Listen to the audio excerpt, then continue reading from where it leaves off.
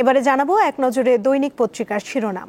আমাদের হাতে রয়েছে প্রথম আলো পত্রিকা, যার প্রধান শিরোনামে দেখতে পাচ্ছি বাস্তবায়ন পদ্ধতি থাকছে না সনদে, চূড়ান্ত খসড়া নিয়ে দলগুলোর কাছে আর মতামত নেওয়া হবে না, বাস্তবায়ন পদ্ধতি নিয়ে আলাদা সুপারিশ সরকারকে দেবে কমিশন।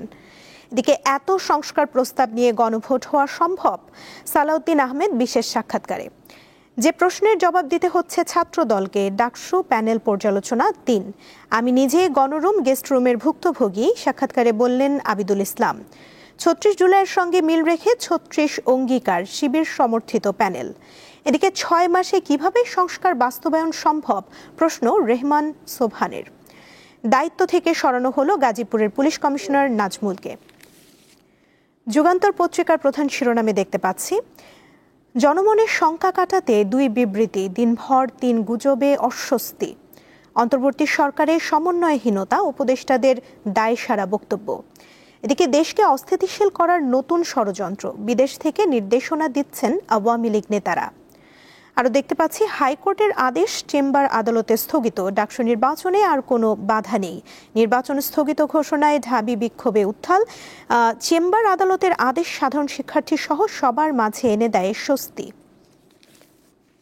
আজকের পত্রিকার প্রধান শিরোনামে রয়েছে ভোট নিয়ে অনিশ্চয়তা বাড়ছে, জাতীয় সংসদ নির্বাচন নিয়ে প্রতিবেদন। দলগুলোর মধ্যে মতভেদ, ছাড় দেওয়ার মনোভাব কম। বিরোধের নতুন কারণ জাতীয় পার্টি, ভোটে না যাওয়ার কথাও পরোক্ষভাবে বলছে কোনো দল।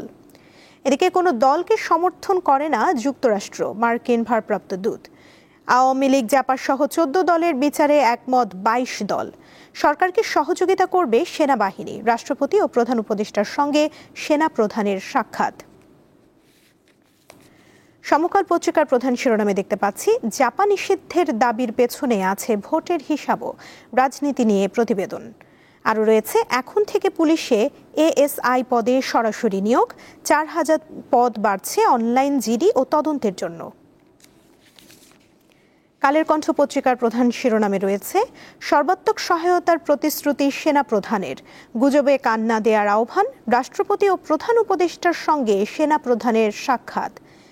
আরও রয়েছে বিশ্ববিদ্যালয়ে বিক্ষোভ, অস্থিরতা, আন্দোলন, হামলা, সংঘাত। চট্টগ্রাম বিশ্ববিদ্যালয় ক্যাম্পাসে নীরবতা, গ্রেপ্তার আতঙ্কে গ্রাম পুরুষশূন্য। ডাকসু নির্বাচন, হাইকোর্টের আদেশ স্থগিত, নির্বাচনে বাধা নেই। দেখে নিলাম আজকের দৈনিক পত্রিকার শিরোনামগুলো।